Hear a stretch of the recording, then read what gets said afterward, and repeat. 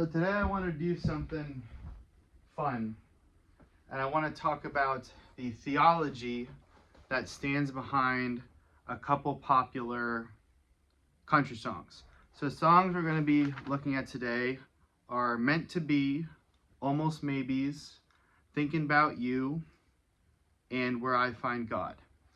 And I'd like to start with Meant to Be. Well, the song Meant to Be is a duet between a male and female singer where they're singing about a relationship that they both want, but they don't know if it is right for them. And there's back and forth.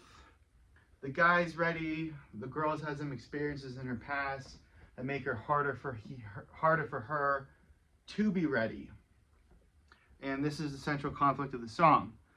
So the theological point that I want to make about this song is that of ordination and that of God's will. So in Christianity, we largely believe in compatibilism.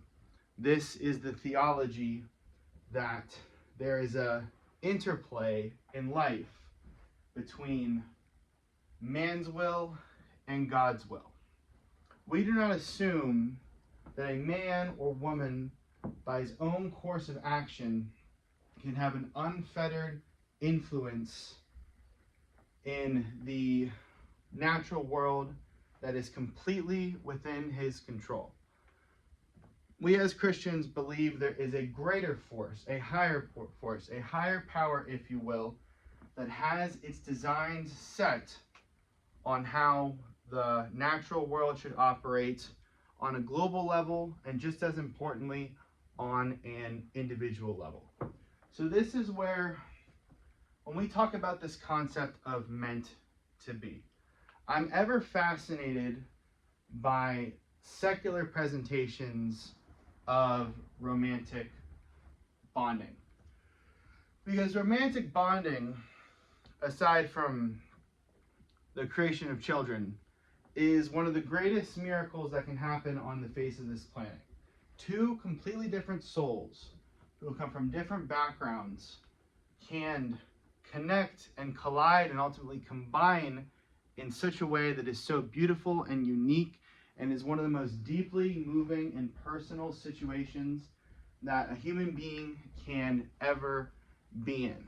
So when the secular world says something is meant to be, they're already assuming the same level of gravitas, that there is, if not a higher power, a higher rationale within which this bond between two partners can be evaluated and assessed as an objective good. An objective good. And so let's go to the song. One of the verses is, "Who knows where this road was meant to lead? We got nothing but time. As long as you're right here next to me, everything's going to be all right." So they already don't know where the road is going to lead. And this is where you logically run into questions about the potential for a higher power. Because we're on the road, the man and the woman in the song are hypothetically driving towards a destination, but they don't know if they'll ever get there. They don't know if they will make it to their destination, or they don't even fully know if their destination is something or somewhere that they would otherwise rather be. Yet they are on the road together in this order-structured world where we are assuming that there is a higher degree of order narratively woven into the structure of our lives. And now I'm going to read the chorus. "If it's meant to be, it'll be, it'll be. Baby, just let it be.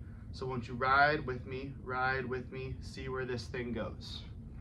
So the man and the woman of the song, let's say it's their desired express will to form a couple, to move forward into a life of love and romance.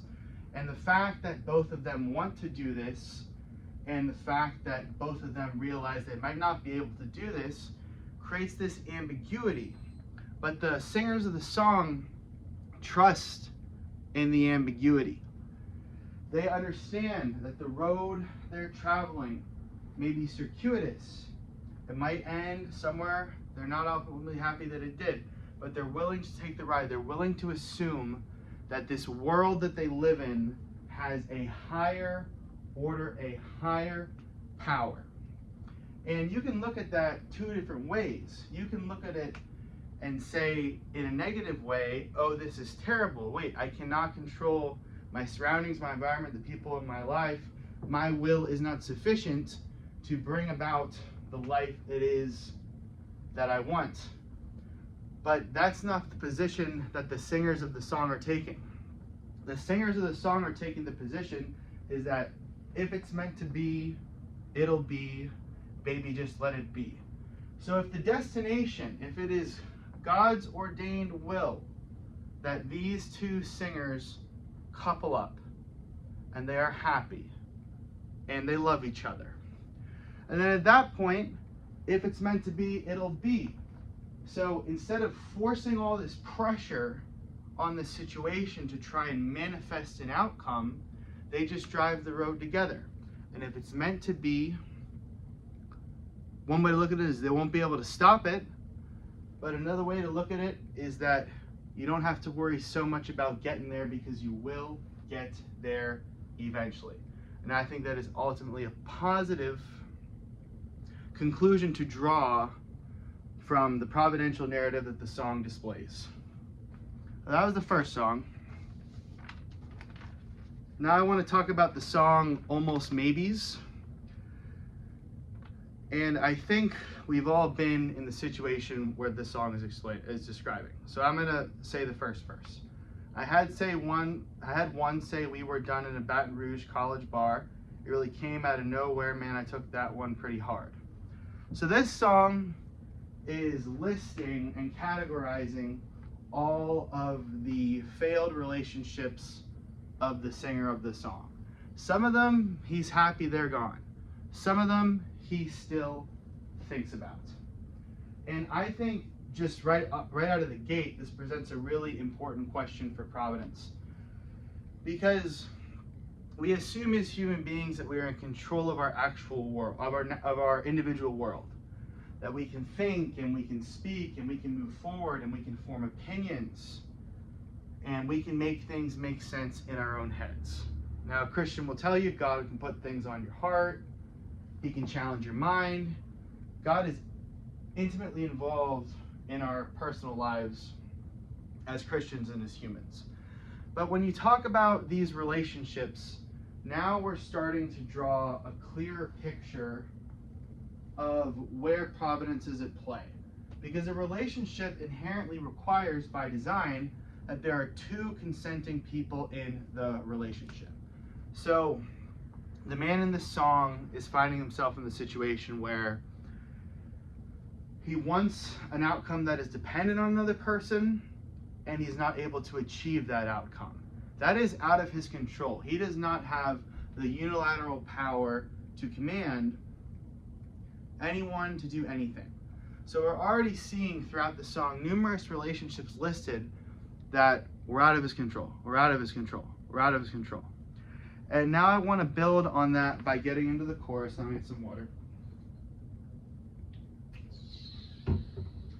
So the chorus is, here's to the almost, so close, it's over out of the blue. Here's to the hey, I think we need to talk, and the it ain't me, it's you. Here's to the tears and beers and wasted years on the weeds that look like daisies. I wouldn't be sitting here next to you if it weren't for the almost maybes. And now it's gotten interesting because he's singing this song to his current partner. And now it becomes a pretty interesting dilemma. As the narrator of this song was going through his dating life, he found forces out of his control prevented his life from taking the shape that he desired it to take.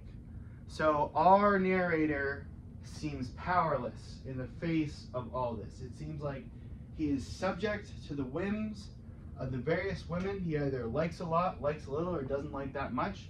And the decision that they make about him ultimately is what's steering the course of his life. That's certainly how it would appear. from the song's lyrics. But when it's revealed that he's talking to his ideal partner, that I wouldn't be sitting here next to you, he's talking to his ideal partner. Now we see a story. Now we see throughout all of these relationships, the one that said they were done in a Baton Rouge college bar, however many more listed in the songs, we see that his life has taken all of these steps. They were out of his control. He was powerless to stop it.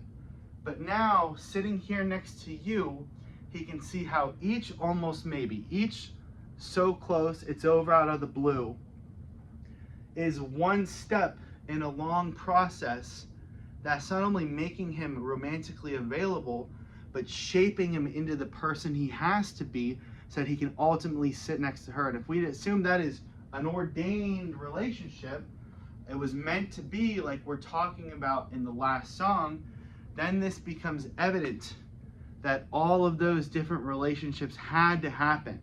Because if even one of them hadn't happened, he certainly wouldn't have been sitting next to the girl. And if even one of them hadn't happened, he wouldn't be who he was, who he needed to be in order to sit next to the girl, in order to carry on with the rest of his life. So we see inherently a providential argument wherein the greatest failures of the past were necessary events because they led the main character of the song to his desired outcome. And I think we can all relate to this. We've all had our versions of the almost maybes throughout the course of our lives. But this singer, I think, has the sense to put such a fine point on the necessity of that entire past narrative, the necessity of it all to happen so that he could be sitting there next to you. It was because of the almost maybes. So that's almost maybes. The next song is Thinking About You. This song is the story of a country singer who's thinking about a girl, and then she calls him because she heard his song. I'm just going to read a little bit of the lyrics. Well, look who it is. Last call I thought I'd get. How's your mama? How you been? Girl, it's been so long. Later on, it's good to hear from you again. Girl, what a coincidence. And he goes, I was just thinking about that weekend. And then he starts describing all the thoughts that he's been having about her. And the point I want to make about this song, that we've covered this already on this channel, but there is far too much order in a world that should be inherently incredibly disordered. And I think one of the easiest ways to tell just how ordered life is to think of it in terms of the little synchronicities that you might notice throughout the course of the day or throughout the course of your week. So I've listed a couple of them here. If you've ever had, you put your music on shuffle and then the sequence of the songs tells you exactly what you think about where you are in life. Or if you put on a show or a YouTube video or a podcast and it contains this one small piece of information that's exactly what you've been concerned with all day. If you go into a crowd and you end up bumping into somebody you've been hoping to set up a conversation with for a long period of time, they just happen to be there. Or a pretty interesting one is something happened to you that was unique or bizarre, and then you later find that the exact same thing happened to your parent in the exact same way. Let me get some water. So these are examples of synchronicities. And life is completely replete with all these synchronicities. And the more you think about it, the more I think you're going to see that sometimes stuff just makes just a little too much sense. And it makes just a little too much sense in a lot of really interesting ways. So I'm going to tell you a story about the highest level of synchronicity I've ever seen in my life.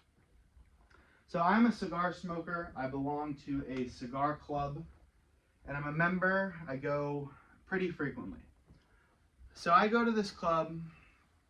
There's one guy there who brings his dog, let's say once every couple weeks, or once a week. Let's just say once a week. So I went in there one day, and there was a woman in there who I'm friends with, who I see in there about once every 2 weeks.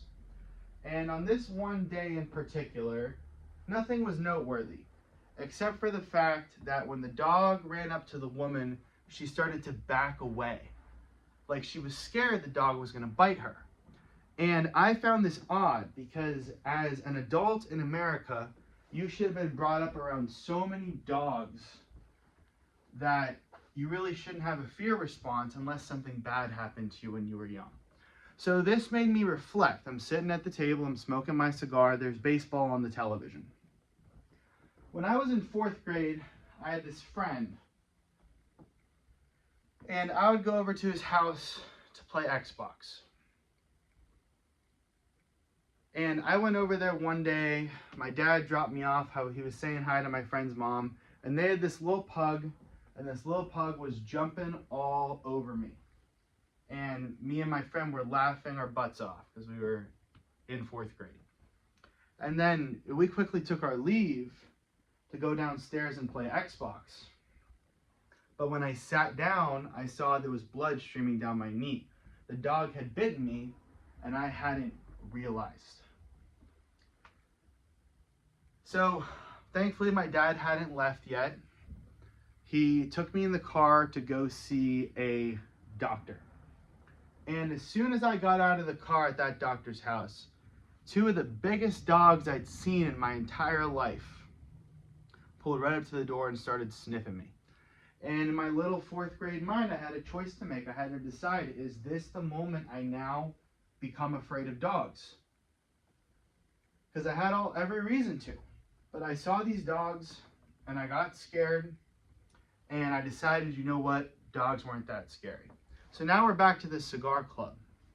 In that moment, I'm thinking about my friend, because I remember at his time earlier in life feeling the same way this woman is awfully feeling now. The kid's last name was Burns. And as I'm thinking this, my eyes dart up to the baseball game. A pitcher has just thrown the ball. Last name flashes across his jersey. It's Burns. Now, how crazy is that? And you can get into a whole serious series of debates about compatibilism and free will and sovereignty and ordination, all about that story I just told you. But the only point I'm trying to make is that in life, there are these little, sometimes grand, synchronicities. Just like in the song, when the singer is singing about how he's thinking about this girl and she just happens to call him and pick up the phone. Those synchronicities in a disordered, agnostic, or atheistic world don't make a lot of sense because they're so incredibly statistically improbable that the likelihood of these events transpiring at all, but certainly not regularly, doesn't fit within the confines of their cosmology. But as a Christian, something as crazy as the story like that can happen, like I just told you, and you don't really have to bat an eye. It's just part of this beautiful, created world that we live in. And now I'd like to move on to the final song where I find God. And I'm going to read one of the verses. That day out on the water, the fish just wouldn't bite. I put my pole down and float around. It was just so quiet. I could hear my old man saying, son, just be still. You can't find peace like that in a bottle or a pill. And then I'll read you the chorus.